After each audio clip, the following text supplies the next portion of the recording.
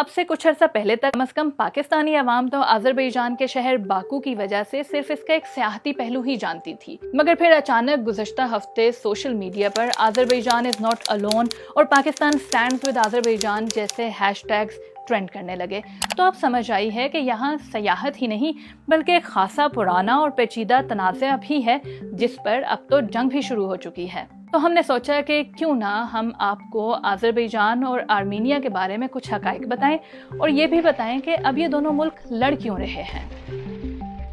تو سب سے پہلے بات کرتے ہیں آذربائیجان اور آرمینیا کے درمیان مشترک کیا ہے۔ تو دونوں ہی ممالک جنوب مشرقی یورپ میں واقع ہیں۔ ان ممالک کی سرحدیں ترکی، ایران اور جارجیا سے ملتی ہیں، جبکہ روس کی سرحد شمال میں آذربائیجان سے ملتی ہے۔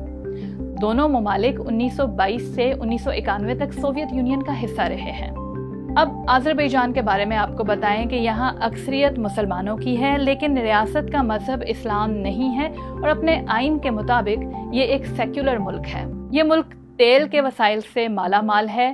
اسے ترکی، پاکستان، امریکہ اور ایران نے سب سے پہلے تسلیم کیا تھا۔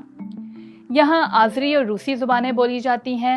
ملک کے موجودہ صدر کے دور میں آذربائیجان بین الاقوامی سطح پر خاصا متحرک رہا ہے، لیکن انسانی حقوق کی تنظیمیں ان پر آزادی رائے پر قدغن لگانے اور صحافیوں اور کارکنان کو گرفتار کرنے کا الزام بھی لگاتی ہیں۔ Now, unlike آذربائیجان، آرمینیا ایک لینڈ لاکڈ ملک ہے، یعنی یہ دیگر ممالک میں گھرا ہوا ہے اور یہاں سمندری راستہ بھی نہیں ہے۔ یہاں اکثریت مسیحی افراد کی ہے، لیکن آئین میں ریاست اور مذہبی اداروں کو ایک دوسرے سے الگ رکھا گیا ہے۔ آذربائیجان کے مقابلے میں آرمینیا کی آبادی بہت کم، یعنی صرف 31 لاکھ ہے۔ یہاں آرمینین اور روسی زبانیں بولی جاتی ہیں اور آرمینیائی نسل کی قوم آباد ہے۔ اس خطے کی تاریخ دیگر یورپی ممالک سے بھی پرانی ہے۔ یہ خطہ قدیم ترین مسیحی تہذیبوں میں سے ایک ہے۔ آرمینیا میں 4 صدی میں ہی چرچ قائم ہونا شروع ہو چکے تھے۔ تو اب یہ آذربائیجان اور آرمینیا کے بیچ جنگ کیوں شروع ہو گئی ہے؟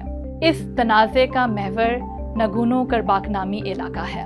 سوویت یونین کے زمانے میں یہ ایک ایسا خطہ تھا جہاں آرمینیائی نسل کے باشندوں کی اکثریت تھی، لیکن وہ آذربائیجان کے حکام کے زیر انتظام تھا۔ جب 80 کی دہائی کے آخری برسوں میں سوویت یونین اپنے خاتمے کے قریب پہنچنا شروع ہو گیا تھا تو نگورنو کرباخ کے مقامی پارلیمان نے اس علاقے کو آرمینیا کا حصہ بنانے کے حق میں ووٹ دے دیا، جس کے بعد یہاں نسلی فسادات شروع ہو گئے تھے۔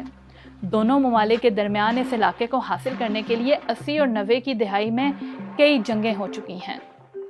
دونوں ممالک جنگ بندی پر تو اتفاق کر چکے ہیں، لیکن کسی امن معاہدے تک نہیں پہنچ پائے۔ دسیوں ہزار افراد ہلاک اور کم از کم 10 لاکھ افراد نقل مکانی پر مجبور ہوئے ہیں۔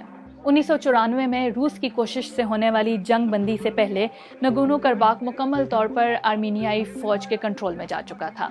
اس معاہدے کے نتیجے میں یہ طے ہوا کہ نگورنو کرباخ آذربائیجان کا ہی حصہ رہے گا، لیکن اس کا حکومتی نظام آرمینیائی نسل کے لوگوں کے پاس ہوگا، جنہیں آرمینیا کی حکومت کا تعاون حاصل ہوگا۔ اس کے بعد کئی مرتبہ امن معاہدے کی کوشش میں مذاکرات ہو چکے ہیں۔ فرانس، روس اور امریکہ پر مشتمل بین الاقوامی گروپ ثالث کا کردار ادا کرتا رہا ہے۔ 2016 میں ہونے والی جھڑپوں میں دونوں ممالک کے درجنوں فوجی ہلاک ہوئے تھے۔ یہ مسئلہ اب علاقائی سیاست کی وجہ سے مزید پیچیدہ ہو گیا ہے۔